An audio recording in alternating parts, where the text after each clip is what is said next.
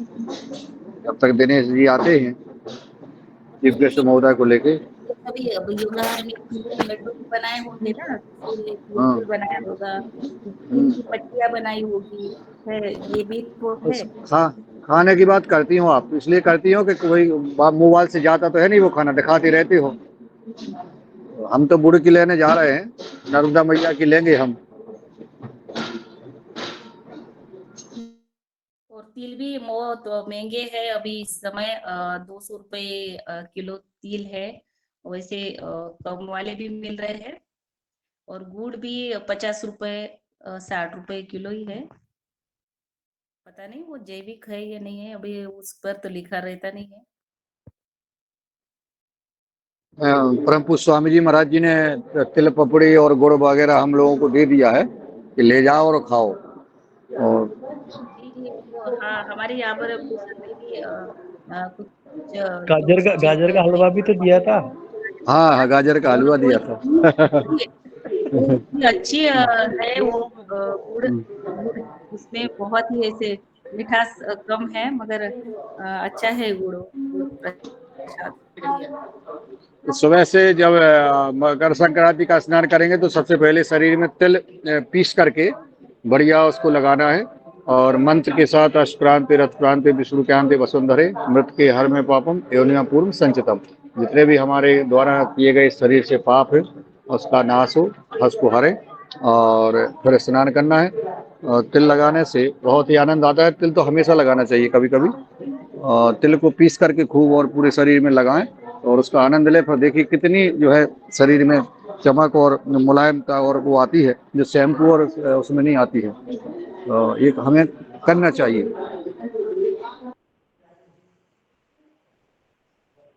और तिल के लड्डू भी होते हैं। और आपके यहाँ माया जी अगर है तो आपके वहां पर आप तिल संक्रांत को आप बहनों को बुलाते हैं, आपके यहाँ पर होता है ऐसे प्रोग्राम कई, आदरणीय माया जी? क्या मैम?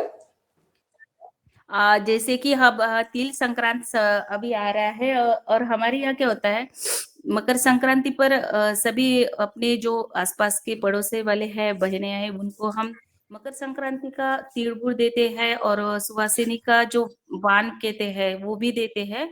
तो ये भी हर घर में होता है। कम से कम एक एक घर में 25-25 महिला बुला सकते हैं। वैसे समूह के साथ भी किया जाता है। ऐसे आपके यहाँ होता है महिलाओं का? नहीं मैम, ऐसा हाँ। कुछ भी नहीं होता। नहीं, अभी अभी माया जी, अभी इन्होंने रंजना जी ने मध्य प्रदेश से 20 भाइयों को बुलाया है। और जी ये तिल का, हाँ, इस मकर संक्रांति पे बुलाया है। तो ये सभी लोग जा रहे हैं और सब लोगों को ये लड्डू खिलाएंगी, पपड़ी खिलाएंगी और देखते हैं क्या क्या खिलाती हैं। ये मेरे यहाँ ये लड्डू पपड़ी प्रोग्राम बन जो गई, है आप लोग आ महिलाओं का जाइए। है। मैं जी, मैं आपको बताती हूँ, ये प्रोग्राम महिलाओं को होता है, और महिला आती है सज धज के बढ़िया तैयारी करके, फिर उसमें हम कुछ वस्तु लाते हैं, जैसे कि कुमकुम का डिब्बा है, कोई भी है, अपने अपने अपने हिसाब से आप दे सकते हैं कोई भी महिलाओं को। कम से कम कुछ छोटे छोटे जो बर्तन होते हैं वो भी हम देते हैं, तिल गुल देते हैं, हल्दी कुंकू लगाते हैं, और एक सुवासिनी का पान होता है, और फिर हम भी उनको देते हैं, वो भी हमें बुलाते हैं उनके घर में। तो ऐसे होता है। और फिर अपने अपने अपने पति जी कैसे है, ये ऐसा जी एक सुंदर तिल संक्रांत का कार्यक्रम है। जी जी, बहुत बहुत शुभकामनाएं आप सभी को मकर संक्रांति की। कल हम मकर संक्रांति मनाने जा रहे हैं और कोई 9 बजे से लेकर के और शाम को 6 बजे पौने 7 बजे तक ये शुभ मुहूर्त हैं। और इसमें हम बहुत नए और शुभ कार्य कर सकते हैं। तो इस पे वार्ता हम करेंगे और इसके साथ ही हमारी आज के मुख्य वक्ता भी जुड़ चुके हैं। और हमारे मुख्य वक्ता आज बुल्ढाना से हैं, महाराष्ट्र से।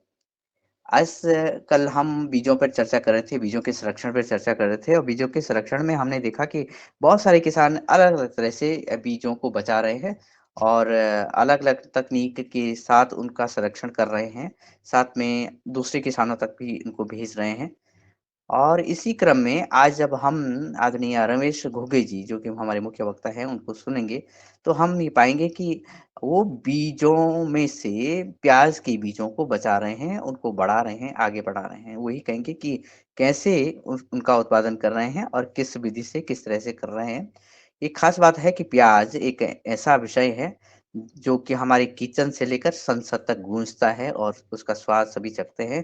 कभी-कभी तो सरकारें भी खूब चखती हैं और सरकारें भी बदल जाती हैं प्याज के छोटे से बीज के कारण। तो आप सभी के माध्यम से मैं आदरणीय रमेश घोके जी का हार्दिक स्वागत करता हूँ और उनसे निवेदन है कि आप अपना माइक ऑन कर लीजिएगा।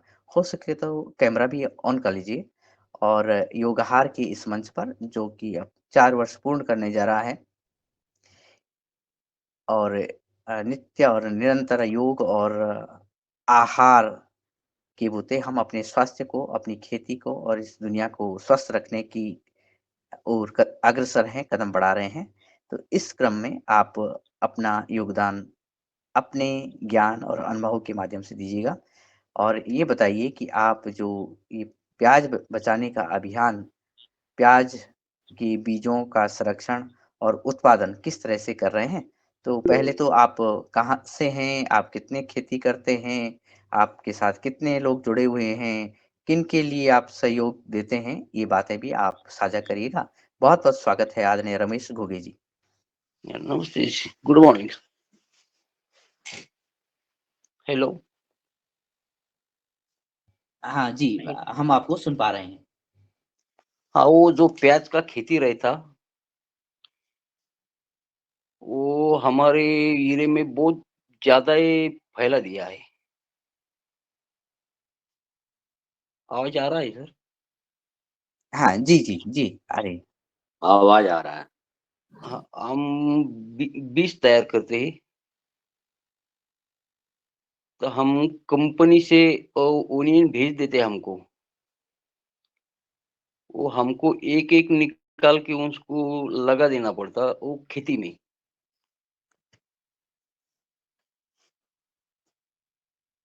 खेती में लगाने के बाद उनको बुआई होने के बाद उसको दवाएँ पानी डालना पड़ता। आवाज़ आ रहा है सर? ना जी, तो आपने बताया कि आप जो बीज कंपनियाँ हैं, भारत में कुछ हुँ, बीज कंपनियाँ हैं, वो हुँ, आपको बीज देती हैं और हुँ, आप उनको बीजों को उगाते हैं हुँ, और हुँ। फिर जो आपकी तकनीक है, उसके माध्यम से बीजों का उत्पादन आगे बढ़ाते हैं। जी, हाँ, हाँ, हाँ। बोलो आगे। जी। तो अ, अभी अ, पहले तो आप ये बताइएगा कि आप अपनी खेती कितनी आपकी है और उसमें क्या-क्या उत्पादन आप करते हैं? अपने लिए क्या-क्या करते होंगे? फिर हम हाँ, बीजों पे आ जाएँगे कि किस तरह से आप हाँ, कंपनी के लिए उगा रहे हैं। मेरे खेती में सिर्फ़ गेहूँ चलता है, मैं खुद उसका बुआई नहीं करता। मैं दूसरे का खेती का बुआई करता, तो लगभग 100 टन ओनियन लगा दिया। वो उनका बीज निकलेगा कम से कम 15 तो 20 टन तक, वो मौसम के ऊपर रहता सब।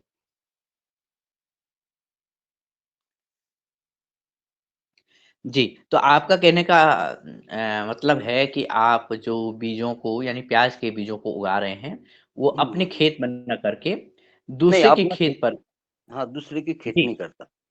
अच्छा दूसरे के खेत में करते हैं हाँ, उसका और देखभाल मैं करता पूरा। अच्छा आप देखभाल करते हैं। जी, जी, जी, हुँ, जी। हुँ, हुँ, हुँ। जी, तो ये कैसे कैसे ये क्योंकि दूसरे के खेत पे उगाना और कंपनी के लिए उगाना, तो ये कोऑर्डिनेशन, ये समन्वय कैसे करते हैं आप कि जैसे क्या दूसरे से आप जो ज़मीन लीज़ पर आप लेते हैं या कंपनी लेती है? नहीं, नहीं, कंपनी नहीं लेती, हम भी नहीं लेते, हम उसका बीज खरीद कर दे। हम खुद का ओनियन देते, खुद उनके पास जाके उनको बुआई करना पड़ता, वो हमारे सामने बुआई करते, उसका जो गंदे वाला प्याज है वो निकाल के फेंक देना पड़ता, अच्छा-अच्छा जो है वही बुआई करना पड़ता। बीज के लिए आप ओनियन बोते हैं या सीड बोते हैं? शेड बहुत है सर, शेड बहुत है। अच्छा, ओनियन तो हमारी तरफ नहीं है ज्यादा खाने के वास्ते।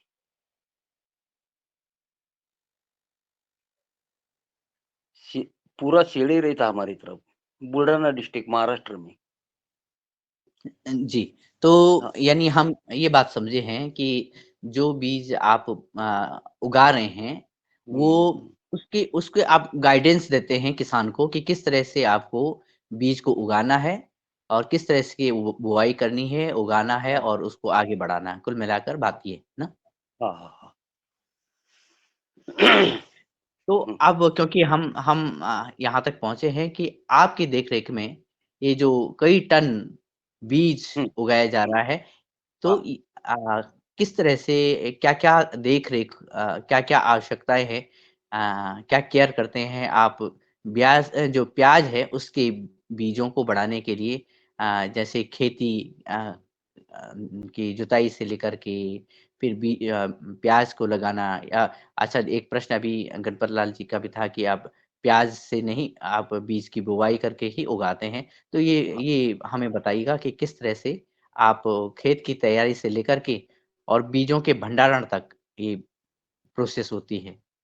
अच्छा, वो पहली बार तो अपना खेती का सब नागरना उगरना पड़ता है, बोले तो उखड़ के देना पड़ता है जमीन को, खेती को। बाद में उनको भूस-भूसित करके उनको ऐसा ओनियन ही लगा देना पड़ता, पूरा का पूरा ओनियन लगा देना पड़ता। बीज नहीं चलता वहाँ लगाने को। तो ओनियन लगाने के बाद उनको अंकुर आ जाते। अंकुर आ जाने के पास उसको दवा पानी करना पड़ता, उनको मर लगता उनको ज्यादा, इसलिए उनको बुरशीनाशक दवाई सब डालना पड़ता। बाद में उनको डुंगली आती, डुंगली डुंगली के ऊपर पूरा बीज तैयार हो जाता। वो बीज तैयार होने के बाद हार्वेस्टिंग करने के बाद हम उनको खरीद करते काश्तकार से 50 रुपए किलो। वो हम खरीदी करके हमको 20% 10% ऐसा कमीशन रहता, वो हमको कंपनी को भेज देते हरियाणा।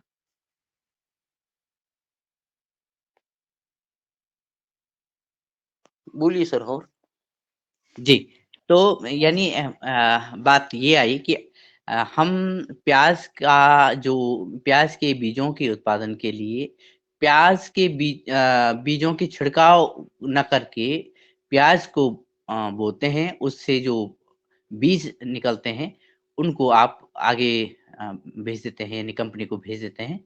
क्या हाँ ऐसा हाँ। ही है ना? जी। हम्म। जी। तो सर ये प्याज़ बुआई से लेकर के हालाँकि आपने ट्रीटमेंट बताया कि किस तरह से उसको बचाते हैं।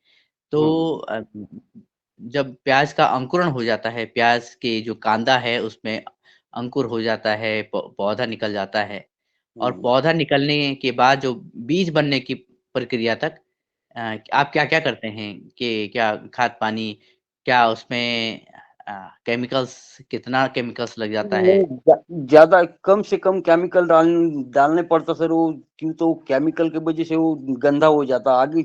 जब आगे आप बिजवाई डालते वो लगाने के लिए, तो वो गंदा हो जाता, इसलिए आप कम से कम आप ये केमिकल है वो कम से कम वापर करो उनका। तो अच्छा, ये उससे गंदा मतलब किस तरह से किस तरह से गंदा हो जाता है? वो आप भी केमिकल वगैरह सब डाला उनका बिजवाई तैयार करने के वास्ते, तो आगे चल के वो बारिश में वो 2-4 महीने रखना पड़ता काश्तकार को, तो वो टिक नहीं पाता ज्यादा। वो बोले तो सड़ जाता पूरा, इसलिए अभी उनको दवा पानी नहीं ज्यादा करना पड़ता, वो ऐसा मौसम के ऊपर ही लाना पड़ता सबसे ज्यादा।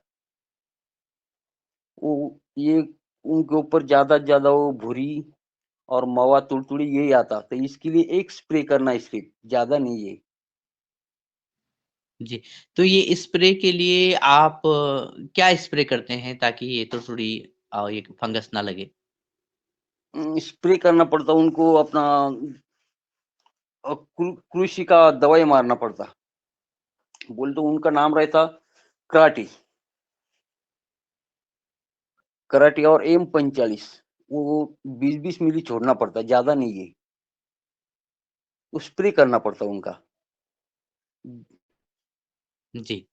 तो हाँ, जैसे आपकी देख-रेख में कितने बड़े खेत होते हैं या कितने एकड़ के खेत होते हैं या कितना कुंटल बीज लग जाता है ताकि बीज का उत्पादन, बीज का प्रोडक्शन हो जाए?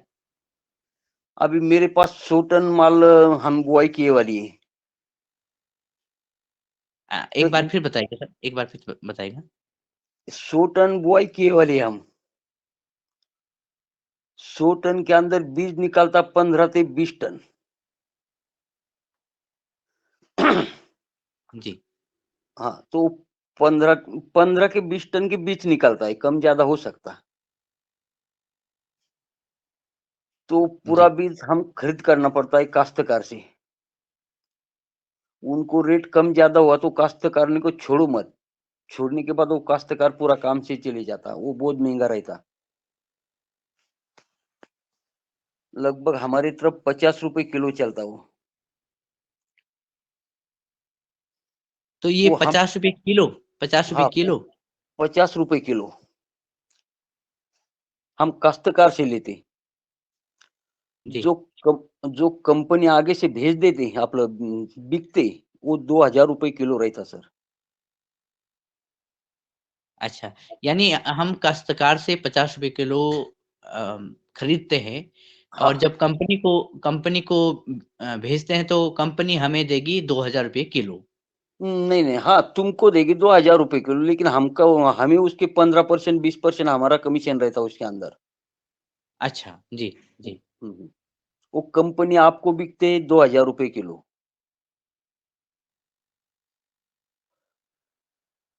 ठीक है, तो ये तो हुआ कि कंपनी क्या रेट हमें देती है और किसान से क्या रेट कंपनी किसान से खरीद 50 रही। रुपए किलो देती है कंपनी। जी।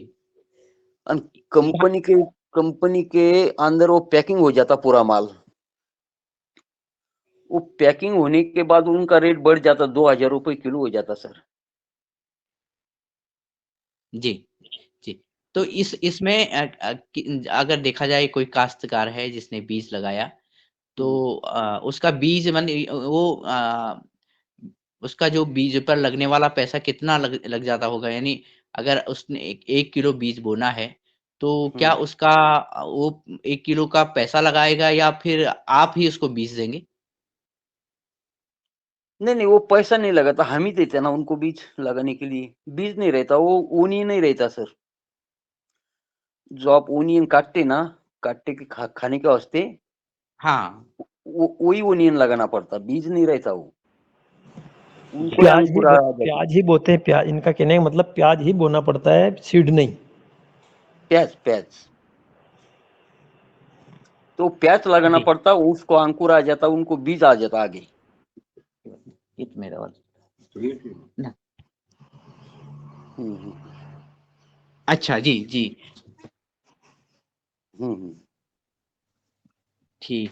तो ये हमने ये समझा कि किस तरह से किसान तक बीज जाता है और किस तरह से किसान बीजों से कुछ उसकी जो आमदनी होती है और जब कंपनी के माध्यम से फिर कोई किसान खरीदे तो क्या रेट उसे देना 2000 पड़ता है। रुपए 2000। जी, 2000 रुपये आपने बताया और इससे और भी बात स्पष्ट होगी आगे जा कर के और उससे पहले कि जब इसमें जो प्याज का बीज बनाने में सबसे कठिन क्या होता है? क्या समस्या रहती है? कि जैसे हमने प्याज का कांदा बोया, उससे अंकुर हुआ, बीज निकला और बीज निकलने के बाद जो उसकी ग्रेडिंग कैसे करते हैं? ताकि और उसमें क्या ऐसा होता है कि कोई टेक्निक जिससे कि जर्मिनेशन बीजों का जर्मिनेशन अच्छा हाँ, हो? बीजों का जर्मिनेशन सर, वो मशीन के अंदर वो उसका जर्मिनेशन घट जाता, तो वो हम खुद मशीन बनाया है। बोले तो वो ऐसा उनको काट गिट नहीं देते, वो हाथ से आप, जैसे हाथ से आप ऐसा चूलते हैं, ऐसे हाथ से चूलने वाली मशीन है, वो पूरा रबर रहता है उसके अंदर, उसका जर्मिनेशन नहीं घटना चाहिए।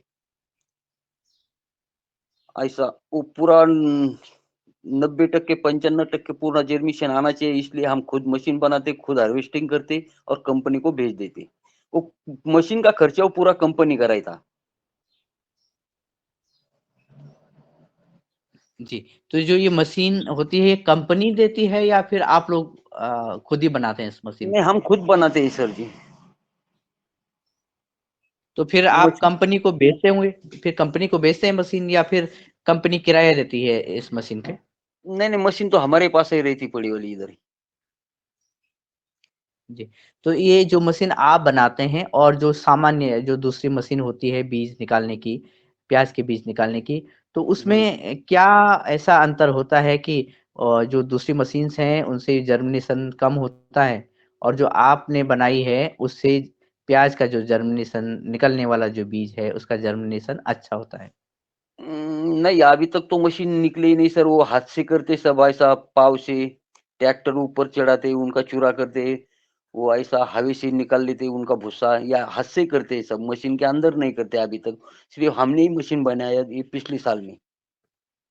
जी, तो आपका कहने का मतलब है कि हाथ से निकाल कर के जो बीज प्रोसेस किए जाते हैं, उनका हाँ, हाँ। जर्मिनेशन कम होता है और जो मशीन आपने तैयार की है, उससे निकलने वाला जो बीज है, उसका जर्मिनेशन अच्छा देखा गया है या उसका रिज़ल्ट अच्छा है? हाँ, अच्छा आया है। उसका रिज़ल्ट अच्छा आया है। हम 2 साल से कर रहे हैं, उनका रिज़ल्ट भी सही है। वो तो और भी हम ये साल में तो मशीन बना दिया है। और किसको किसान को लगता है, कंपनी वाले को लगता है तो भी हम भेज देते हैं यहाँ से। जी। अच्छा एक बात ये समझ में आ रही है कि जो मशीन से यानी आपके द्वारा जो निकाली गई जो बीज हैं मशीन से, उनका हुँ। जर्मिनेशन अच्छा है हाँ, और हाँ। जो दूसरी प्रोसेस करके बीज निकाला गया है, उसका जर्मिनेशन उतना अच्छा नहीं है। लेकिन अगर जो दूसरे किसान बिना मशीन से निकाले गए बीजों को बेचेंगे, तो हुँ। उनके रेट में और आपके द्वारा मशीन से निकाले गए जो बीज हैं, एक उनके ही रेट रेट। में क्या अंतर आता है? नहीं, एक ही रेट रहेगा सर। रेट तो एक ही अच्छा। रहेगा। हुँ, हुँ। जी, यानी हमने कंपनी को बीज तो दे दिए, वो जर्मिनेट हों, ना हों, उसपे हाँ, हाँ। कोई मुद्दा नहीं है। नहीं, वो तो भरोसे के ऊपर रहता सर जी। अच्छा, तो ये कुल मिलाकर के आज हम एक बीज उत्पादन की ऐसी तकनीक को सुन रहे हैं, समझ रहे हुँ। हैं हुँ, हाँ, हाँ। कि जो कि एक जो किसान है या वो जानकार है, बीज उत्पादक हैं, वो हुँ। दूसरे किसानों के खेतों से बीज उत्पादन करते हैं, उनकी देखरेख में बीज उत्पन्न होते हैं और वो बेचे जाते हैं कंपनी को और इसमें ये बात भी देखने को आई है कि जो बीजों की जर्मिनेशन की हम बार-बार चर्चा भी करते हैं, लेकिन यहाँ पे ये बात भी स्पष्ट हुई है कि अगर 2 व्यक्ति हैं, एक व्यक्ति अच्छे तरीके से बीजों को प्रोसेस करके आगे बढ़ा रहा है और बीजों का जर्मिनेशन उसमें अच्छा होता है, अच्छा अंकुरण क्षमता उन बीजों की है। दूसरा किसान है, उसके निकाले गए बीज, उत्पादित बीज, उनका हुँ। जर्मिनेशन ज़्यादा अच्छा नहीं हो पा रहा है। फिर भी कंपनी खरीदेगी और एक ही रेट पे खरीदेगी, बेचेगी। बाद में किसान को बेचेगी तो वो बात किसान जाने कि यह उसको कितना फ़ायदा हो रहा है या हाँ, हाँ। कितना नुकसान हो रहा है। हाँ, हाँ, सही बात। तो बात किसान पे आएगी, उसकी खेती पे आएगी। तो इसका मतलब ये भी है कि अच्छा दूसरा इससे संबंधित ये प्रश्न ये भी बन रहा है कि आपके द्वारा जो अच्छे जो 90% 95% जो जर्मिनेशन रेट है, क्या वो हुँ। उसको अलग ही ब्रांड के रूप में पहचाना जाता है? अलग ही पैकेज उसको किया जाता है हाँ, या हाँ, हाँ। फिर जी। वो अलग तरह से पहचान जाता है उनको। वो जो कंपनी का माल जो रहता, वो बहुत अच्छा रहता। वो बार-बार आके उनको चेक करते, उनको पास जाके उनको झड़ती लेते, वो भैया कैसा बुआई हुआ है, कैसा नहीं चल रहा है, क्या किसान क्या कर रहे हैं, क्या नहीं कर रहे हैं। उनका देख-रेख पूरा करना पड़ता कंपनी वाले को। बोले तो जो हम जैसा आदमी रहते बीच में, हमको दर तीसरे दिन में जाना पड़ता, भैया ऐसा करो, वैसा करो, ऐसा करो। सुबह से कम से कम मेरा हिसाब से 4 साढ़े 4 महीने लग जाता उनको हार्वेस्टिंग की तक। तो उनके खेत में जाके उनको सब बताना पड़ता। काश्तकार को, भैया ऐसे करो वैसे करो, ये दवाई डालो, ये ऐसा डालो, कुछ बुरी वगैरह आया तो स्प्रे करना पड़ता है 1-2 बार। लेकिन ज्यादा नहीं करना पड़ता, ज्यादा करना पड़ता लेकिन नहीं करने का, वो तो आगे चल के वो कंपनी का जो जेर्मिनेशन वो भी अच्छा नहीं आता। और जो काश्तकार जो अपना खेती में एक प्याज लगाते, वो भी ज्यादा टिक नहीं पाता, वो तो 4-6 महीने उनको रखना पड़ता, वो टिक नहीं पाता, वो सड़ जाता 1-2 महीने के अंदर बारिश में। तो वो भी टिकना चाहिए, सब देख रेख करना पड़ता उनका। कंपनी के जी। ऊपर सब काश्तकार को भरोसा आना चाहिए, भैया वो माल कैसा है कैसा नहीं, या ऐसा हिसाब से कंपनी काम करते हैं आपका।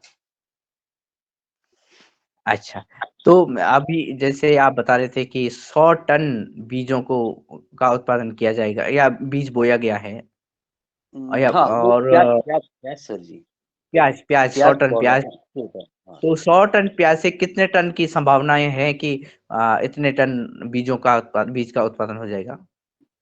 15 से 20 टन का बीज। जी। तो 100 टन आपने कितने किसानों के खेतों में बोया होगा ये? वो 20 किसानों को दिया। 20 एक जी, एकड़ में 2 टन लगता। जी। हम्म, अच्छा, तो यानी ठीक 1 एकड़ में 2 टन लगता है, तो 20 किसानों को आपने ये दिया है, तो किसानों की हाँ खेती कम ज़्यादा होगी इसमें? हाँ हाँ, कम ज्यादा होती है। जी, जी। तो अच्छा, इससे किसानों को कितना फ़ायदा होता है? या किसानों की तुलना में आपको ज़्यादा फ़ायदा होता है या किसानों को ज़्यादा फ़ायदा होता है? नहीं, कंपनी को ज्यादा फायदा होता है सर जी। किसानों जी। से तो हम 50,000 रुपए क्विंटल में, तो 500 रुपए किलो से हम ले रहे हैं। अच्छा, अ, हाँ, 500 रुपए, वो तो 2,000 रुपए बेच रहे हैं। और किसान को दिया आपने ₹50 किलो? 50 नहीं सर, वो तो अच्छा। प्याज दिया था, वो जो बीज आप लेने वाले हैं अभी।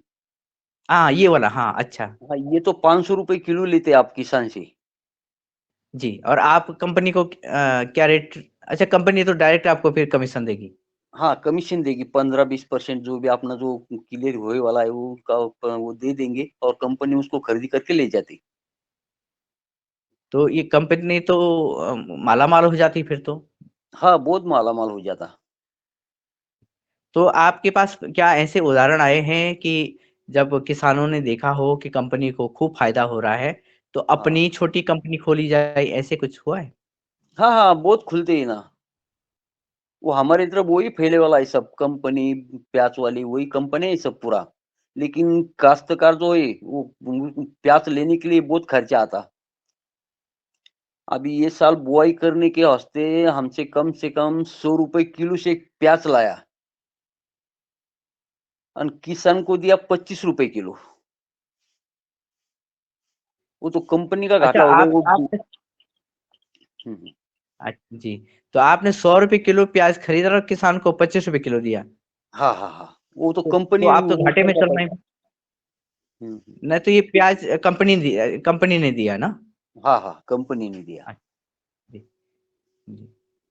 तो वो यानी पूरा ये जो घाटा है वो तो कंपनी बाद में तो कर ही लेती है वसूल अपना। करेगी, हाँ वसूल करेगी बाद में वो।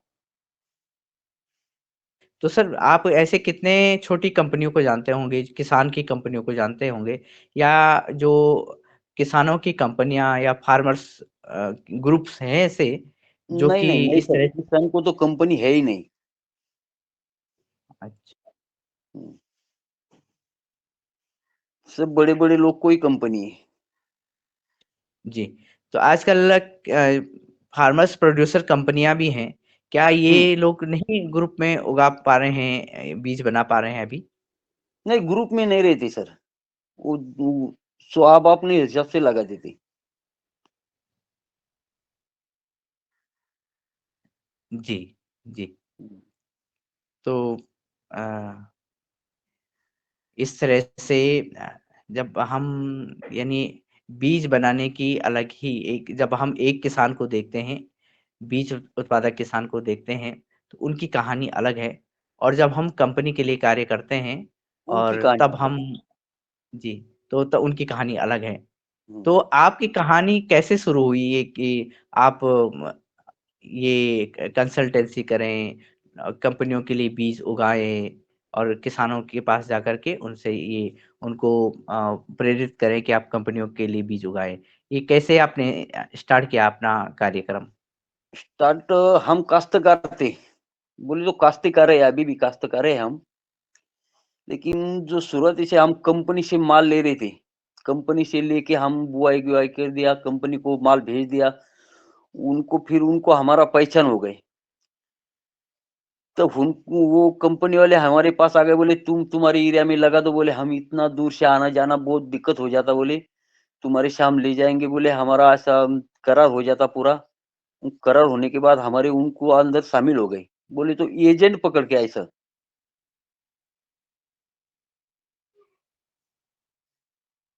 जी, जी, अच्छा। तो क्योंकि आपने कहा मैं अभी भी काश्तकार हूँ और आपका बीज उत्पादन करने का ये तरीका है कि आप किसानों से देख-रेख कर रहे हैं उनके बीजों की। तो हाँ, हाँ। आपने जैसे सर आपने अभी शुरुआत में कहने की कोशिश की थी कि जैसे आप गेहूँ उगाते हैं, उसके अलावा और क्या-क्या फसलें आप उगा लेते हैं? गेहूँ, तोर, मिर्ची, सोया इतना ही होगा थी सर जी। जी, तो इनमें से ऐसे कितने फसलें हैं जिनका आप बीज बाज़ार से नहीं लेते होंगे या आपको नहीं लेना पड़ता, आप खुद घर पे बचाते होंगे बीजों को? नहीं, घर को तो कोई बीज बचा ही नहीं रहता सर, पूरा बाज़ार से ही लेना पड़ता। जो जी, घर का जी। बीज रहता, वो सही नहीं रहता। जी, तो मैं इन्हीं सारे प्रश्नों के साथ और इन्हीं सारे बिंदुओं पर मैं आगे बढ़ना चाहूँगा, क्योंकि मेरे ख़्याल से बहुत सारे प्रश्न भी उग रहे होंगे हुँ, बीजों की तरह। हुँ, और आदरणीय रमेश चंद्र मेहरा सर, आपका हैंड रेज़ भी है, शायद माइक भी ऑन है। तो पहले आप ही के पास आता हूँ और हुँ। आपने देखा है कि सारे किसानों को कि हमने किस तरह से उनका अध्ययन किया है, किस तरह से हमारा अनुभव रहा है। लेकिन ये अनुभव भी हम साझा कर रहे हैं कि जब हम इस तरह से बीजों को उगा रहे हैं और तब आपके मन में क्या प्रश्न उठते हैं? हाँ, आप वार्तालाप करिएगा आज के हमारे मुख्य वक्ता जी से। जी ओम, सदन को नमन।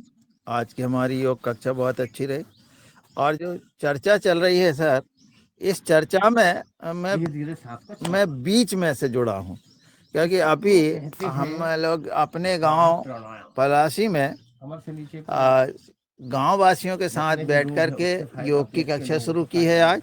तो उसमें हम बैठे हुए हैं और इसी को भी सुन रहे थे। तो मैंने यहाँ तक सुना है कि आप जो है किसानों को जो भी प्याज के लिए प्याज के बीज के लिए प्याज दे रहे हैं, फिर उनसे ले रहे हैं और लेकर के जो है फिर उनसे इकट्ठे करके किसानों से बीज एकत्रित करते हैं और फिर किसान फिर जो है कंपनी के पास चला जाता है और कंपनी जो है उसको बेच देती। तो इस तरह के पिछले दिनों भी जो हमने सुना है कि भाई कंपनियों को जो लाभ होता है तो वो इस तरह से उनका लाभ बढ़ जाता है और किसानों को बीज जो है महंगा मिलता है। मेरा ये निवेदन है कि क्या सीधे किसानों को बीज वितरित हम कर सकते या नहीं? जी हो। हाँ जी, हाँ, ये प्रश्न भी रहेगा और असल में इनका तो यही रहा है हमारे रमेश घोगे जी कि वो बीजों का उत्पादन कंपनी के लिए कर रहे हैं, किसानों के माध्यम से। तो यानी ये तो बंधे हुए हैं, ये तो बीज सीधे बेच नहीं सकते, किसानों को दे नहीं सकते। ये बात तो स्पष्ट हो गई है। मैं इसी मध्य आदरणीय पवन कुमार सर से निवेदन करता हूँ कि जी धन्यवाद दिनेश जी। और आज के मुख्य वक्ता की बात बहुत अच्छी थी, हमें एक नई जानकारी मिली है प्याज के बीज के बारे में। मेरे ख्याल से जो उन्होंने मशीन की बात उन्होंने कही है, वो मशीन में सीड जर्मिनेशन सुनिश्चित नहीं हो सकता है, वो शायद वो जो बीज उत्पादन हो रहा है उसका एक्सट्रैक्शन अच्छी तरह से हो जाता है, उसकी एफिशिएंसी बढ़ जाती होगी। शायद ऐसा होता होगा कि पहले अगर वो 100 किलो उसमें से प्याज का वो सब मिला के डाल रहे हैं, तो उसमें ज़्यादा आपका बीज निकल के आएगा, शायद ऐसा होगा। जर्मिनेशन से तो उसका मशीन से कोई मतलब नहीं है, क्योंकि वो तो एक प्राकृतिक क्रिया है और उत्पादन की क्रियाओं पर आधारित है। तो एक तो प्रश्न ये है कि क्या मैं जो सोच रहा हूँ, क्या ये सही है, या क्या मशीन से क्या हम बीज की जर्मिनेशन को हम मतलब प्रभावित कर सकते हैं।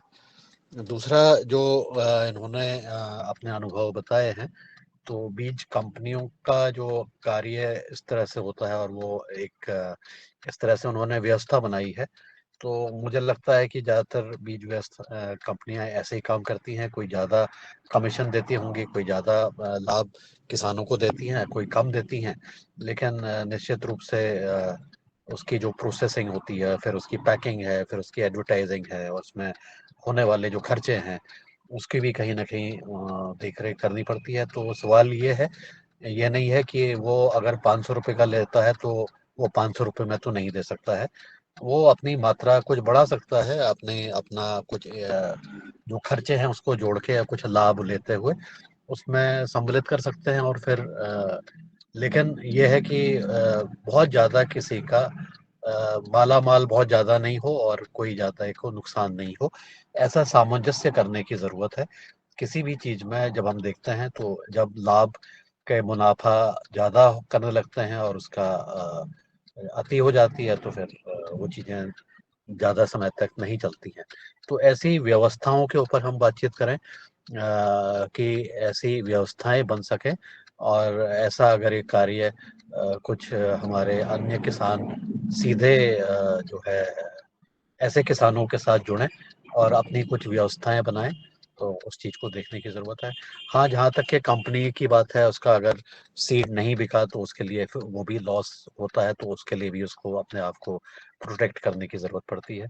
तो हम दोनों तरह से इस चीज़ को पक्ष को समझते हुए ये ऐसी व्यवस्थाएं बनाएं जिसमें कि हम किसी का बहुत ज़्यादा ना शोषण, ना बहुत ज़्यादा किसी को अति लाभ देने की स्थिति बने।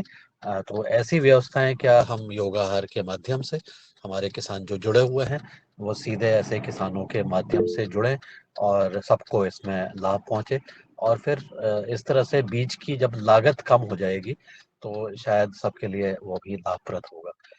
मेरा ये कुछ विचार हैं, और इन्हीं विचारों के साथ मैं आपके आज के मुख्य वक्ता से ये जो उन्होंने कुछ पॉइंट किए हैं, इस पर भी टिप्पणी चाहूँगा। जी, नमस्कार, धन्यवाद।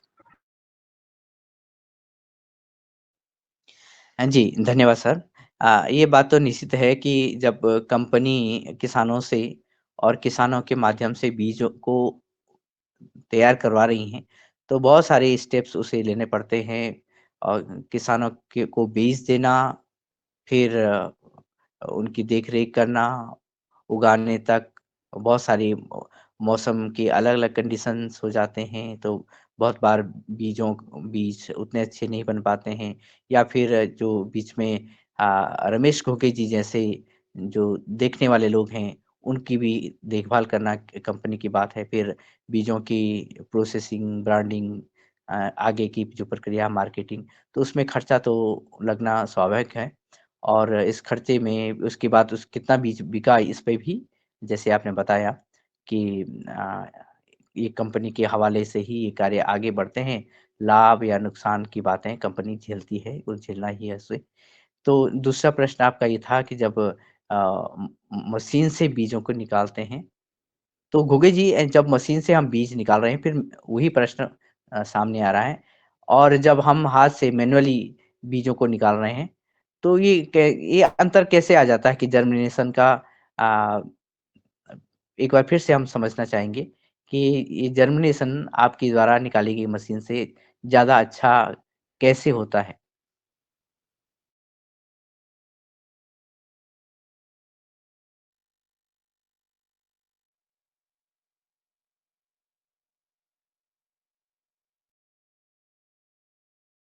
जी, घुगे जी आपका ना आप म्यूट होगिए, आप अनम्यूट कर लीजिएगा, माइक ऑन कर लीजिएगा, ताकि हम आपको सुन पाएँ।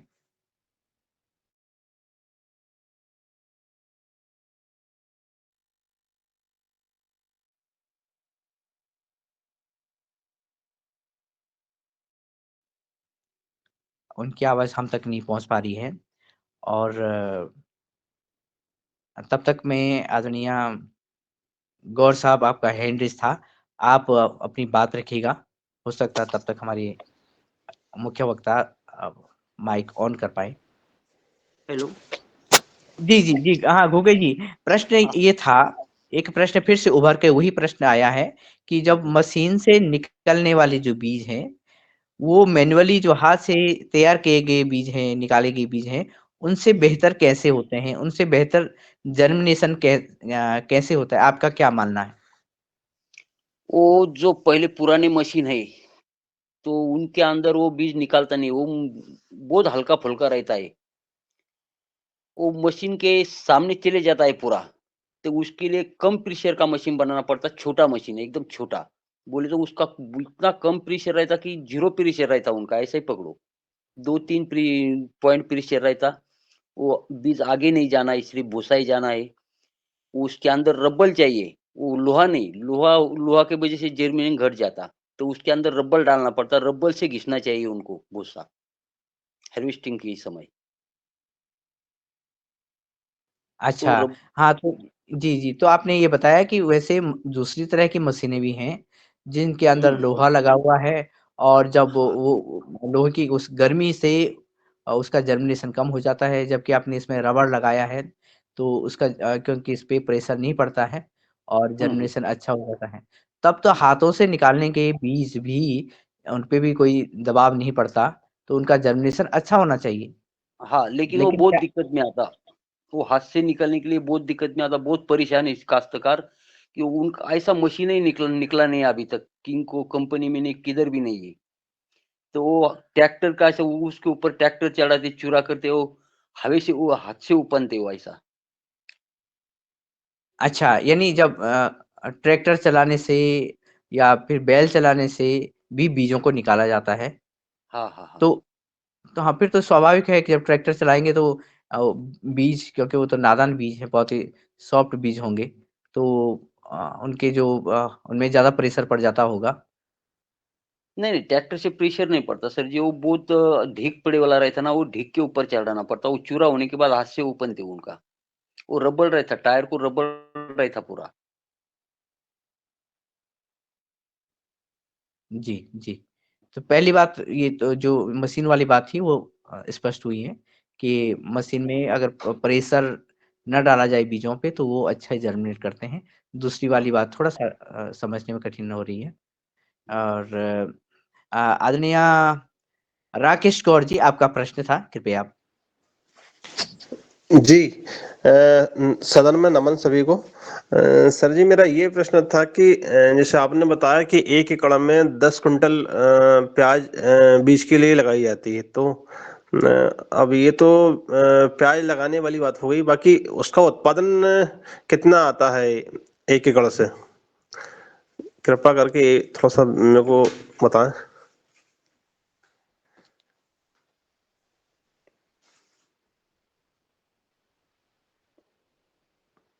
ओम जी। हाँ।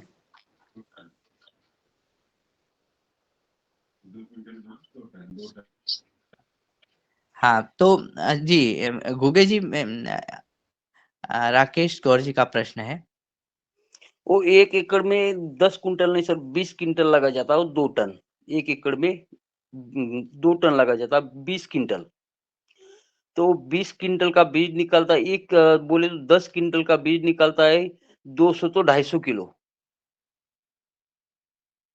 मौसम के ऊपर से अच्छा मौसम है तो 250 निकलता है, मौसम खराब हुआ तो 200 के अंदर ही आ सकता है, वो तो मौसम के ऊपर है। तो लगभग आप 2 क्विंटल पकड़ो, बोले तो 200 किलो पकड़ो, 10 क्विंटल का 200 किलो। जी, ठीक है। जी। तो घुगे जी जैसे कि पहले हमारे आदरणीय पवन सर ने भी प्रश्न किया था। क्या हुँ, आप क्योंकि आपका तो लंबा अनुभव हो गया है बीज उत्पादन करने का, हाँ। तो क्या आपके पास ऐसे भी कोई आइडिया आ रहा है या कोई मशवरा, कोई विचार आ रहा है कि आप किसानों के साथ बीजों का उत्पादन करें, वो किसान की जो कि समृद्ध भी हैं और वो यानी किसान समूह के साथ बीजों को आगे बढ़ा सकें? हाँ, हाँ, हाँ। हमको हमने तो प्रक्रिया चल रहा है हमारा बढ़ाने के लिए, लेकिन वो कब मौसम खराब आ जाता है। वो ज़्यादा बोले तो सर्दी में वो आता ही नहीं सर जी। वो सर्दी पड़ गई तो पूरा नुकसान हो जाता। तो काश्तकार का नुकसान होता ज़्यादा। सर्दी बोले तो मौसम खराब हुआ तो काश्तकार का नुकसान, वो मौसम अच्छा है तो काश्तकार का थोड़ा फ़ायदा हो जाता। जी, तो आपकी इस बात से इस प्रश्न का भी उत्तर मिलता है हुँ, कि मौसम अगर कोई कंपनी बीज उत्पादन करवा रही है वो काश्तकार से, हुँ। तो क्योंकि कंपनी ये बचना चाहती है कि वो सीधे बीजों का उत्पादन नहीं कर सकती क्योंकि बहुत सारी परेशानियाँ हैं, बहुत सारी प्रॉब्लम्स हैं, जिनको हुँ, वो झेलना नहीं चाहती। किसान भी बहुत सारी ऐसी परेशानियाँ हैं, जैसे हाँ, मौसम हाँ। की ही बात की आपने और बहुत हुँ, खर्चे की बातें की, तो उसको झेलना नहीं चाहते हैं। तो कंपनी और किसान के कार्य में अगर देखा जाए, तो जो ये सिलसिला चल रहा है, वहाँ फिर दोनों का फ़ायदा बनता है कि एक-दूसरे यानी कि हम कंपनी और किसान आपस में कार्य करके, आपके माध्यम से कार्य करके तो उसपे थोड़ा वो झेले और थोड़ा वो झेले, यानी थोड़ा किसान और थोड़ा कंपनी नुकसान को झेले या फिर लाभ नहीं जी। नहीं, किसान का ही नुकसान हो जाता सर। वो कंपनी तो अपना जो भी थोड़ा कम कम ज़्यादा बीज हुआ तो वो लेके जाते, उनका तो पैसा उनके अंदर कट जाता पूरा। वो तो किसान का ही नुकसान हो जाता मौसम खराब हुआ तो। जी, तो अगर मौसम खराब हो गया और किसानों के खेत में खड़ी फसल भी उससे प्रभावित होगी, उत्पादन कम हो गया, तो क्या कंपनियाँ उनको रेट अच्छा देती हैं फिर? नहीं, नहीं, नहीं देती सर। जो ठहरे वाला है वही देती है कंपनी। अच्छा जो पहले कॉन्ट्रैक्ट किया गया है। हाँ, पहला कॉन्ट्रैक्ट कर जाता, उनका लिखा-पढ़ी करना पड़ता, वो बॉन्ड के ऊपर बॉन्ड देना पड़ता, उनको बॉन्ड के ऊपर सही करना पड़ता। वो पक्का कर देते, काश्तकार को पूरा लिखा-पढ़ी करके वो उनको बीज देते वो प्याज़ देते वो लगाने के लिए। जी, और कभी-कभी आपको देखने में तो ये भी आता होगा कि मौसम बहुत ही खराब हो गया और फसल हुई नहीं, बीज उत्पादन हुआ ही नहीं। तो तब तब क्या होगा? क्योंकि अब किसान के पास तो कोई ज़रिया है ही नहीं अपने पैसे या आजीविका का, पैसे कमाने का, तो बीज नहीं, तो मौसम बेचना मौसम कितना भी खराब हुआ तो थोड़ा पर 50% तो हो ही जाता। कितना भी खराब हुआ तो 50% हो जाता, वो कंपनी लेके जाती। वो जो उसका पैसा कटता ही कटता, वो 50 किलो में कटता है, पूरा तो नहीं खराब हो जाता। लेकिन जो नफ़ा रहने का है उनको जो 5-50 हज़ार रुपए बच जाता, वो कुछ भी नहीं बच जाता। उसका जेब में थोड़ा फार पैसा ज़्यादा खर्च हो जाता काश्तकार का, तो वो पूरा लॉस में आता। तो ये भी देखने को मिलता है कि जैसे उत्पादन अच्छा नहीं हुआ और कंपनी ने बीज पर और पूरी खेती पर पैसा लगाया हुआ है, तो उत्पादन अच्छा न होने पर क्या बीज का कीमत यानी कॉन्ट्रैक्ट के अनुसार ही मिलती है या फिर उसमें कुछ कमी हो जाती है, किसान को नहीं, नहीं, कम पैसा दिया जाता है? नहीं सारी मिलती है सर जी, कम नहीं होता। वो जितना अपना ठहरे वाला है उतना तो पूरा देते हो। तुम बीज कम हो जाता, बीज कम वो बोले तो 100 किलो बीज होने पड़ता है तो तू इधर 50 ही किलो होता, वो 50 किलो का ही पैसा देते हो। वो जो नुकसान हुआ वो काश्तकार का हुआ, कंपनी का कुछ नुकसान नहीं होता।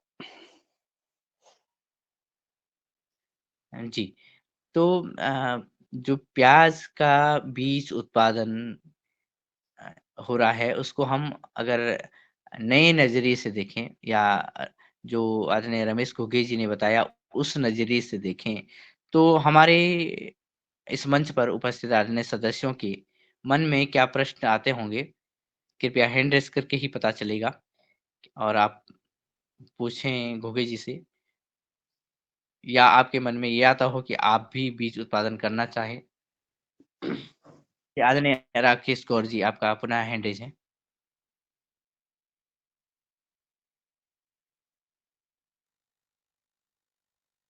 आदरणीय तुलाराम पटेल जी। जी धन्यवाद दिनेश जी, सदन को प्रणाम। मैं मुख्य अतिथि महोदय से ये पूछना चाहता हूँ, बरसात के पहले मैंने प्याज का उत्पादन किया था, तो उसमें जो छोटी छोटी प्याज निकलती है तो वो मैंने छांट के रख ली थी। तो मैंने अभी अभी रबी सीजन में उनको लगाया, प्लांटेशन किया है, तो उसमें से बीज बनेगा या कांदा बनेगा? मेरा मतलब प्याज बनेगी या उसमें से बीज बनेगा? कृपया बताने की कृपा करें। कैसा कैसा सर, और बताइए। बरसात के पहले मैंने प्याज का उत्पादन किया था खेत में, हम्म तो उसमें छांटने के बाद जो छोटी छोटी प्याज बनती बचती ना सर, हम्म। छोटी प्याज, तो हाँ, उसको मैंने अभी रबी सीजन में लगा दिया गेहूं के साथ। उनको तो बीज बनेंगे। बीज बनेगा उसका कि हाँ, कांदा बनेगा, प्याज नहीं बनेगा? नहीं, बीज बनेगा सर जी, उसको तो फुला इस रहा। बीज इस बीज को हम अपने खेत में पुनः लगा सकते हैं ना? नहीं नहीं, वो तो गंदा रहता है ना, वो लगाने को नहीं चलता। जी। हाँ, जो उसके जी, अंदर वो डबल जॉइंट आता है, जॉइंट पैच आता है, वो जॉइंट पैच नहीं लगाना चाहिए। तो बीज उत्पादन की प्रक्रिया हम लोगों को बताएं तो थोड़ा सा हमें सुविधा हो जाए, थोड़ा सस्ता पड़े। हाँ हाँ हाँ। जी जो धन्यवाद। तुम्हारे पास खेती में जो प्याज, तुम जो प्याज लगे वाले रहते, वो निकालने के बाद प्याज तैयार हो जाता उनका। जी तो वो प्याज ऊपर से काटने का, जी हाँ, उसके अंदर जोड़, ऐसा बोले तो जॉइंट पैच नहीं होना चाहिए, वो फेंक देने का, वो नुकसान हो जी जी जाता। जी जी हाँ, वो जो अपना सीधा सीधा ट्रिपल पत्ती वाला ही प्याज है, वही लगाने का सिर्फ। जी। उनका उनका अच्छा तरह से बीज तैयार हो जाता। उस बीज को हम अपने खेत में पुनः मतलब काम में ला सकते हैं? हाँ हाँ, काम में ला सकते, बोले तो वही उनका ही प्याज तैयार हो जाता। जी जी धन्यवाद, थैंक यू। जी। अम, अब मैं सर अपनी एक बात बार कहूँ। एक बार फिर से इसको बोलिएगा, थोड़ा समझ नहीं आया। जी जी।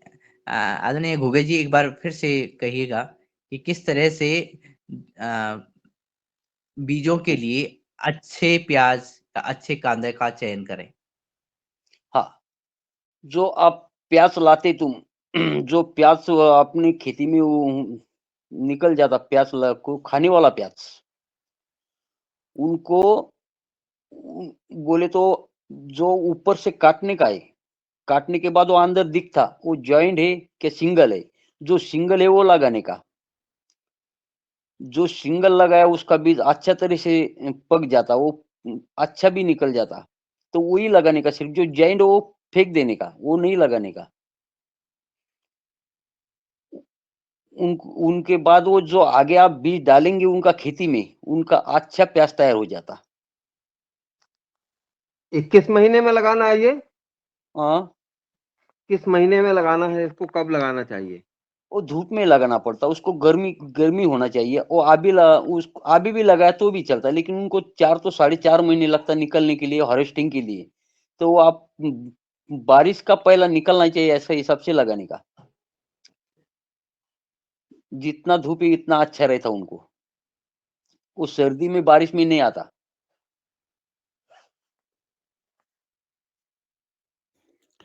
आदरणीय, जो अब आजकल बरसात में प्याज पैदा कर रहा है, ये वो मल्चिंग के ऊपर आजकल मल्चिंग आ गई, 4-4 इंच पे वो उसमें छेद रहते।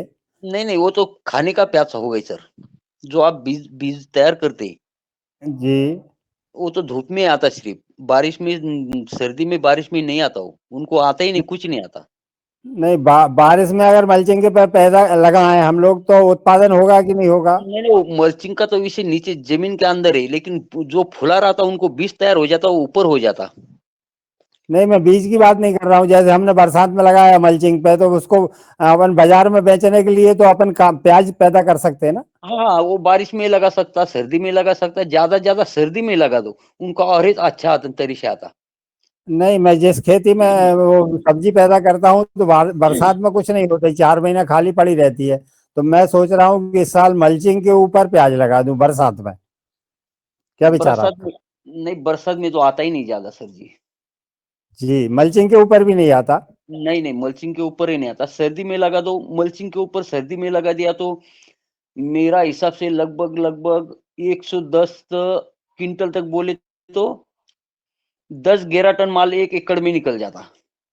जी, जी, जी। और वो नहीं, बारिश वो में बरसात लगाया के बाद जी।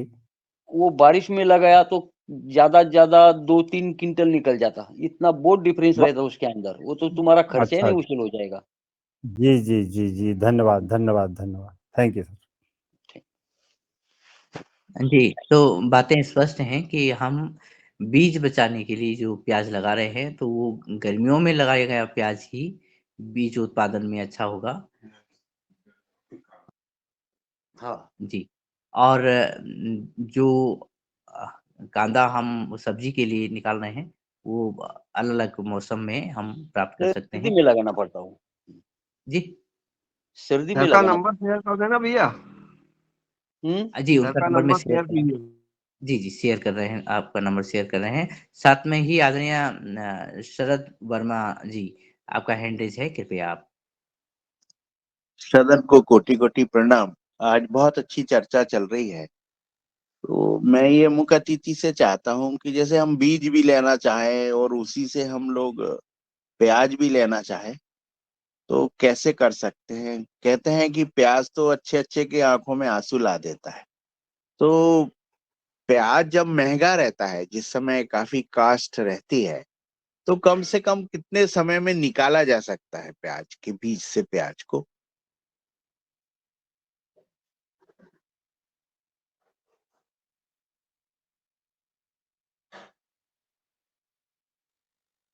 मेरी आवाज़ नहीं आ रही क्या? सर आपकी आवाज़ आई, लेकिन संभवतः घुगे साहब वो चले का गए माइक शायद ना? नहीं, हेलो, उनका हेलो। लगता है 1 मिनट सर। हेलो। जी, जी, जी सर। वो उसको समय लगता है 4 मई पकड़ो 4 महीने तक चलता है वो। जी, जी, जी, 4 महीने में ही आएगा। हो 4 महीने में आ जाता पूरा खाने के वास्ते पक जाता वो पूरा। अच्छा, तो इसमें प्याज भी उत्पादन ले सकते हैं और उससे बीज भी ले सकते हैं ना, दोनों चीज़ें? नहीं तुम्हारे तरफ मौसम कैसा रहता है उसके ऊपर डिपेंड है। वो जो बीज बनाते हैं उनके लिए मौसम अच्छा होना चाहिए। वो किसकी तरफ मौसम नहीं है। हमारे महाराष्ट्र में मौसम है लेकिन 2-4 डिस्ट्रिक्ट में ही सिर्फ, ज़्यादा नहीं है। हुँ। 2-4 डिस्ट्रिक्ट में ही बन जाता बीज। कितने मौसम में बीज बनता है? किस मौसम कितने टेम्परेचर पे? उसको 20 से 25 टेम्परेचर चाहिए सर जी। अच्छा, 20 से 25 और उस 20 से सर्दी 25 नहीं चलता। कितने समय तक चाहिए लंबा 4 महीने? हाँ, पूरा 4 महीने होना। अच्छा। इसलिए बीज तैयार नहीं हो पाता है ना? 4 हाँ, महीने एक सा टेम्परेचर मिलने को होना। टेम्परेचर मिलने के बाद वो तैयार हो जाता है। कम टेम्परेचर मिला तो उत्पादन सही नहीं होता। सर ज्यादा हो एक जाएगा 25 से तो हमारे यहाँ तो 40 तक चला जाता टेम्परेचर गर्मियों में। तो हो बीज जाएगा फिर। हो जाएगा। 1 उसको एकड़ तो में बीज कितना लगता है सर? बीज 1 एकड़ में बीज कितना लगता है? 3 किलो सर जी, 3 किलो। 3 किलो बीज लगता है। और कितना उत्पादन आएगा बीज का? वो सर्दी में लगा तो 110 क्विंटल आपला 110 क्विंटल तक आ जाता। नहीं, बीज कितना आएगा? बीज का उत्पादन? बीज का उत्पादन 1 एकड़ में। हाँ। 1 एकड़ में 200 तो 250 किलो। कब मौसम अच्छा है तो 300 भी निकाल सकते। 300 किलो आएगा। अच्छा। हाँ। और वो 300 किलो ये आप कह रहे हैं आपने कि जो किसान सॉरी से टू इंटरप्ट यू। खरीदेंगे वो 500 रुपए किलो ले लेंगे आप, है ना? हाँ। ऐसा बोले ना आप? 500 रुपए किलो में किसान से खरीद लेंगे। हाँ। जी। तो इसका बीज का प्रोसेस बीज प्रमाणीकरण में रजिस्ट्रेशन होता होगा ना? नहीं होता? हाँ, रजिस्ट्रेशन होता सर जी। बीज प्रमाणीकरण संस्था होगी ना आपके यहाँ पे? हाँ। जी। हमारे यहाँ भी वो रजिस्ट्रेशन होता है। काश्तकार बिक नहीं सकता सर जी। उनको लाइसेंस रहता वो सरकार उसके ऊपर धार डाल देता वो उसको कोर्ट में डाल देता। जी। नहीं, बीज प्रमाणीकरण में जैसे उत्पादन में अपन ने वो कर लिया रजिस्ट्रेशन और फिर तो बेच सकते हैं। हाँ, बेच स्वयं सकते हैं, किसान अपने खेत के लिए तो बीज उत्पादित कर सकता है ना। हाँ, हाँ, काश्तकार कर सकते हैं। भाई मैं मेरे खेत के लिए बीज बना रहा हूँ, तो मुझे तुम कौन कर रोक सकते सकता है? हो। नहीं, कोई नहीं रोकेगा। जी जी जी जी जी, ठीक है मुखर्जी जी, धन्यवाद। जी। तो जी सर, अच्छा क्या जब किसान बीज कंपनी के लिए उगा रहा है तो उसमें से अपने लिए तो बचा पाएगा? अपने लिए बीज बचाता है किसान क्या? किसान ने कंपनी के लिए बीज तैयार कर दिया, तो हाँ। अपने लिए क्या किसान बीज बचा सकता है? नहीं, वो क्या बचेंगे, वो लगाते ही नहीं तो क्या बचेंगे, पूरा का पूरा दे डालते कंपनी को। वो हमारी तरफ जो खाने वाला प्याज है वो नहीं लगाते। अच्छा, यानी ये जो हम ये किसान जो कि बीजों को उगा रहे हैं, बीज ग्रो कर रहे हैं, सीड ग्रो कर रहे हैं, ये बीजों के लिए ही काम करते हैं, कांदे के लिए नहीं। नहीं, कांदे के लिए नहीं, बीजों के लिए काम करते हैं वो पूरा। जी, आदरणीय एक्चुअली गणपत लाल जी। दिनेश सेमवाल जी, ये जो सीड प्रोडक्शन एरियाज है ना जी, इनके साथ एक तरह की कॉन्ट्रैक्ट फार्मिंग होती है। तो जो कंपनीज है वो बीज इनको कोडिंग करके देगी, उसकी वैरायटी इनको नहीं बताई जाएगी, और फिर वो बाई बैक सिस्टम के माध्यम से कंपनी वापस ले लेती है जो कंपनी इनको बीज देगी और ब्रीडर सीड देगी। तो इस तरह का ये प्रोडक्शन का सिस्टम यहाँ बना हुआ है। जी, जी, ये महत्वपूर्ण और सरलता के साथ ये बात सामने आई है सर। जी, धन्यवाद सर। और हाँ, कुछ एक एरिया जैसे प्याज का अलग एरिया है आपका, गोभी का अलग एरिया होगा, सरसों का अलग एरिया होगा। तो पूरा जो भारत है हमारा, इंडिया जो, ये इसकी इसकी हमारी ये है कि हम कहेंगे कि जो वेरी टाइप ऑफ क्लाइमेट है थ्रू आउट दी ईयर, जो है यहाँ प्रोडक्शन बहुत ज्यादा लाखों क्विंटल्स होती है। मेजर जो ग्रोइंग एरियाज हमारे सीड के हैं वो आपके गुजरात है, और गुजरात का जो बहुत एरिया जो है सीड प्रोडक्शन के लिए है आपका पूना है, बेंगलोर है। तो ये इस तरह के जो खास करके जो ये आपके जैसे हमारा उत्तरी भारत है, उत्तरी भारत में जो है आपका फूल गोभी, बंद गोभी की कुछ ऐसी किस्में हैं जो यही हो सकती है हिमाचल प्रदेश और उत्तराखंड में। तो इस तरह के पॉकेट्स बना रखे हैं। और जैसे हमारे यहाँ सुभद्रा कंवर जी भी है, और यहाँ एक एरिया है हमारा सिरमौर जिले का जहाँ पर हमारी ये गांठ गोभी, बंद गोभी और फूल गोभी, तो कंपनीज जो है इनके साथ एक तरह का एग्रीमेंट करती है और उनको सीड कोडिंग देते हैं। तो वो सीड इनकी वैरायटी का पता नहीं लगता, तो अपनी आप जो है वापिस प्रोडक्शन करके बाई बैक सिस्टम लेते हैं। तो अब तो कुछ थोड़ा सा अच्छा दाम तो इनको अच्छा मिल रहा है, लेकिन अभी भी किसानों को इतना दाम नहीं मिल पाता जितनी ये मेहनत कर रहे हैं। ये मेरा आज मैं इसमें ऐड करना चाहूंगा। धन्यवाद। जी, धन्यवाद सर। और आपने पहले भी कुछ किसानों के बारे में बताया, कुछ किसान भी आए। सुभद्रा कुंवर जी भी इस मंच पे आई, उन्होंने बताया किस तरह से भी।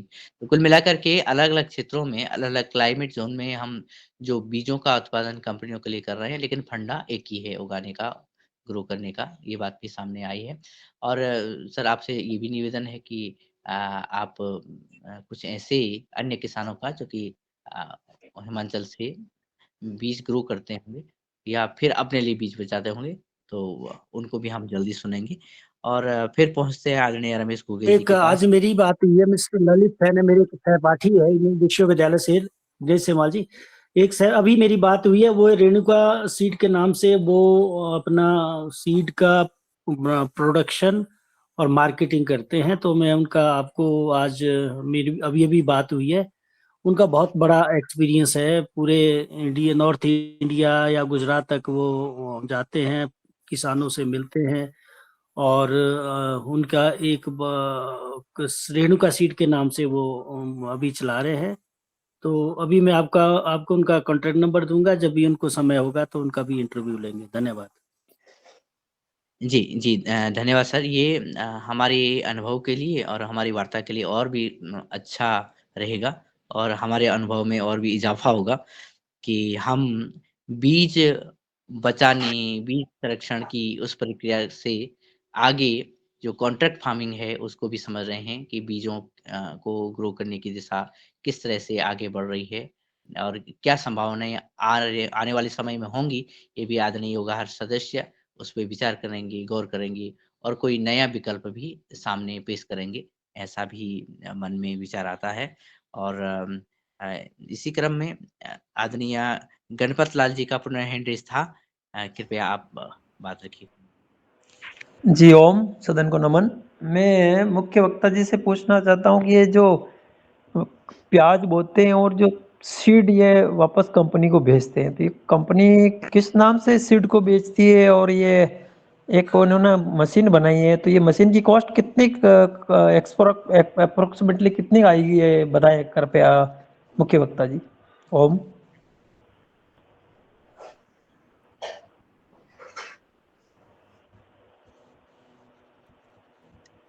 जी घुगे जी, आप तक प्रश्न आया हो जी। हाँ सर, जो कॉस्टिंग रहता है उनका 1,10,000 तक मशीन का तुम्हारा कितना दूर भेजना है, उसका किराया उसके अंदर पकड़ना पड़ता है। 1,00,000 रुपए हमारी तरफ इधर कॉस्टिंग है उनका, उनके ऊपर तुम्हारा किराया सब तुम्हारा लगता है, वो ऊपर चले जाता तुम्हारा किराया पकड़ के। और कैसे चलती है? मशीन से चलती है, मोटर से चलती है, ट्रैक्टर से चलती है? दोनों भी चला सकते, तुम ट्रैक्टर भी चला सकते और पंप भी चला सकते, मोटर। अच्छा, और ये जो आप सीड पैदा करके कंपनी को बेचते हैं, ये कंपनी किस नाम से बेचती है सीड को? ये कोई वैरायटी नहीं, इसका कुछ नाम वो तो वगैरह है? कंपनी क्या वैरायटी है सर, वो कुछ नहीं बताते। अच्छा, तो वापस ये बाजार में आती तो हम क्या मालूम कहाँ से पैदा हुआ, ये मालूम पड़ जाए कि भाई ये गोगे जी ने पैदा करके भेजा हो, ये सीड है, वो मालूम पड़े, ऐसा कुछ हाँ, है? वो किसान को मालूम रहता, वो सर्दी में कौन सा लगाना पड़ता, धूप में कौन सा लगाना पड़ता, वो किसान को मालूम रहता, लेकिन कंपनी नहीं बताती आपको वैरायटी कौन सा है कौन सा नहीं। कंपनी कभी नहीं किसान को बता दी, किसान को बता दिया तो किसान उनको पता ही नहीं लगता। नहीं, जो आप हरियाणा भेजते हैं ना, हरियाणा, हाँ हाँ हाँ, तो हरियाणा से कौन सा मतलब पैकिंग होके आता है, वो मालूम पड़ जाएगी वैरायटी है? जैसे नहीं हमारे नहीं, इधर वो कोई तो नासिक वाला प्याज बोते हैं, नासिक वाला। हाँ, नासिक प्याज मुझे मालूम है। अच्छा। वो नासिक वाला प्याज जो रहता तुम्हारा, तुम जो रेणुका कंपनी की बात किया, वो रेणुका कंपनी का पूरा शेड हमारी तरफ ही तैयार हो जाता, मेरे साइट में इधर ही। अच्छा। हाँ, रेणुका कंपनी वाले बोले तो जो सेल्समैन है वो अच्छा, बहुत बड़े। आपके तरफ भी रेणुका सीड का प्रोडक्शन होता है जनाब? हाँ हाँ, मेरे साइट में मेरे बगल में वो तैयार हो जा रहा है अभी। हेलो। हेलो। अच्छा अच्छा, ठीक है जी, ठीक है। ये तो जो ये नासिक वाली बात कर रहे हैं ना, ये तो वैरायटी का नाम है। तो हाँ 2-3 तरह की जितनी वैरायटियां है, तो नासिक रेड के नाम से है, नासिक सफेद है। क्योंकि नासिक में जो हमारा जो इंडियन काउंसिल ऑफ एग्रीकल्चर के जो इंस्टीट्यूट है, वहाँ इसकी संशोधन होता है, वैरायटियां डेवलप होती है। तो नासिक के नाम से बहुत सारी किस्में ब्याज की और दूसरी किस्में भी तैयार होती है, पर मुख्य तौर पे जो प्याज की प्रोडक्शन का एरिया है वो नासिक है। तो नासिक में बहुत सारे अनुसंधान होते हैं। इसका वैरायटी का नाम है ये नासिक रेड वगैरह। हाँ हाँ हाँ, सही बात है। वो जो नासिक कंपनी है तुम्हारी, वो नासिक कंपनी का हमें ही बीज बना देती उनको। बहुत कंपनी के नंबर मेरे पास है पहचान वाले। दिंडोरी में एक कंपनी है, उनका नाम तो मुझे पता नहीं है। तो दुबे जी, ये जो आप सीड प्रोडक्शन किस कंपनी का करते हैं? मैं तो हरियाणा का करता है, सिर्फ नासिक वाले को नहीं करता। नहीं, हरियाणा पूरा नाम क्या है इनका? पूरा नाम गुलशेर सिंह।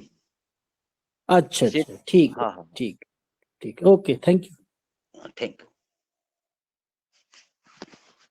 जी, जब जब समय समाप्ति की दौर में है, तब हमारी ये जो वार्ता है वो इसमें थोड़ा रस और बढ़ रहा है, यानी प्याज का स्वाद बढ़ गया है।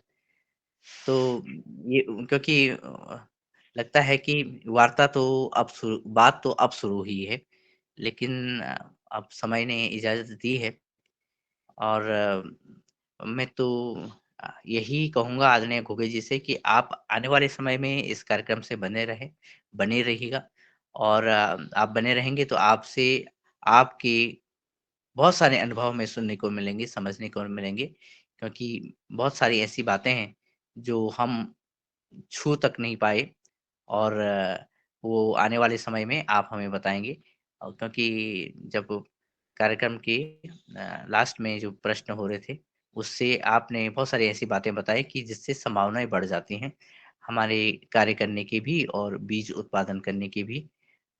तो इसी क्रम में जबकि अभी किसी के हैंड रेज़ भी नहीं है और समय भी संकेत दे चुका है, तो मैं आदरणीय मुन्नीलाल जी भाई साहब से निवेदन करता हूँ कि आपने ये वार्ता सुनी और इस वार्ता में आप इस वार्ता पर आप क्या कहेंगे?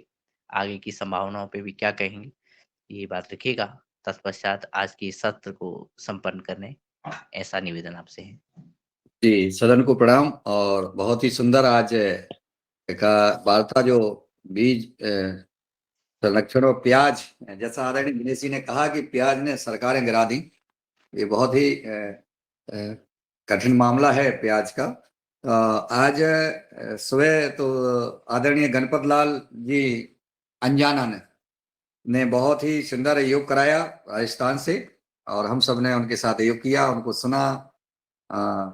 इसके बाद हमारे आदरणीय जो मुख्य वक्ता चीफ गेस्ट महोदय, जिन्होंने प्याज के बीज को लेकर के जो कुछ बीच में सवाल आ रहे थे तो उसका समाधान होते जा रहा था, क्वेश्चन आते थे तो उसका समाधान हो गया। मैंने हैंड रेज किया था बीच में, लेकिन जब आदरणीय रमेश चंद्र मेहरा जी ने और अन्य हमारे साथीगणों ने सवाल किए तो उसका समाधान हो गया। जो किसान का जो है 500 रुपये किलो के हिसाब से बीज कंपनी खरीदती है और 2000 बेचती है। बीच में आया था 50 रुपये किलो, वो किसानों से खरीदते हैं, वो प्याज खरीदते हैं। बीज और प्याज में, गठिया में और प्याज में बीज में अंतर था।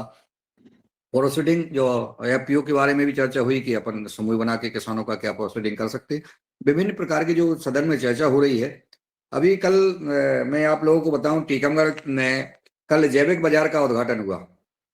जब जैविक बाजार का उद्घाटन हुआ तो माननीय कलेक्टर महोदय,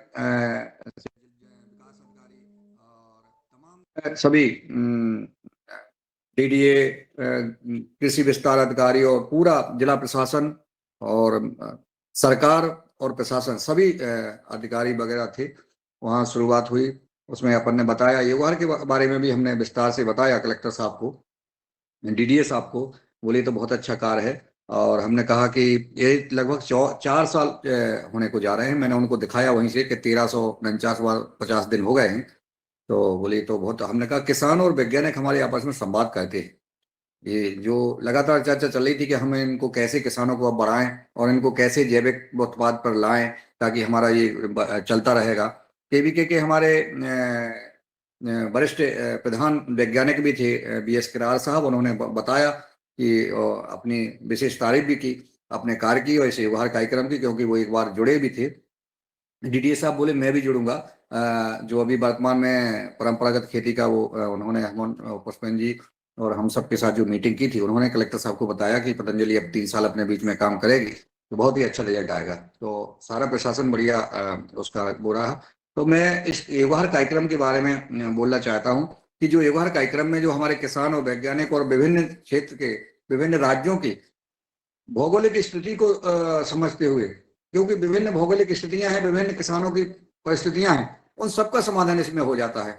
एक विशेष क्षेत्र का नहीं है, अलग अलग, चाहे वो हिमाचल प्रदेश हो, चाहे उत्तराखंड हो, चाहे महाराष्ट्र हो, चाहे मध्य प्रदेश हो, चाहे पंजाब, चंडीगढ़, हरियाणा, यानी सारे राज्यों से, उत्तर प्रदेश, तो इनका सबका जो समावेश हो रहा है ये छोटी बात नहीं है। और इसमें हम सब हमारे आदरणीय विद्वानजन, वैज्ञानिक, केवीके के डॉक्टर और सब युग शिक्षा के युग साधक, समाज सेवक, किसान भाई लगातार इसमें जुड़ रहे हैं और मार्गदर्शन मिल रहा है और एक करवा चल रहा है, आगे और चलता जाएगा और लोग जुड़ते जाएंगे। और जो इसमें प्रोत्साहित कर रहे हैं आप लोग, आप सबके प्रोत्साहित को मैं प्रणाम करता हूँ, वंदन और नमन करता हूँ। आप लोग जन कल्याण का इसी प्रकार से कार्य करते रहें और हमारी शुभकामनाएं। मकर संक्रांति हार्दिक बधाई और शुभकामनाएं। खूब प्रभु आप लोगों के सब परिवार सुखी रखे, स्वस्थ रखे और खूब प्रगतिशील करें। मुन्नीलाल यादव जी आपको प्रणाम। आप सभी को लोहड़ी की बहुत बहुत मुबारकबाद हो। आपका विधानसभा क्षेत्र कौन सा है मुन्नीलाल यादव जी? मेरा टीकमगढ़ है सर, 43 टीकमगढ़। तो अगली बार आप विधायक के लिए टिकट के लिए तैयार है क्या? हम आपको विधायक देखना चाहते हैं।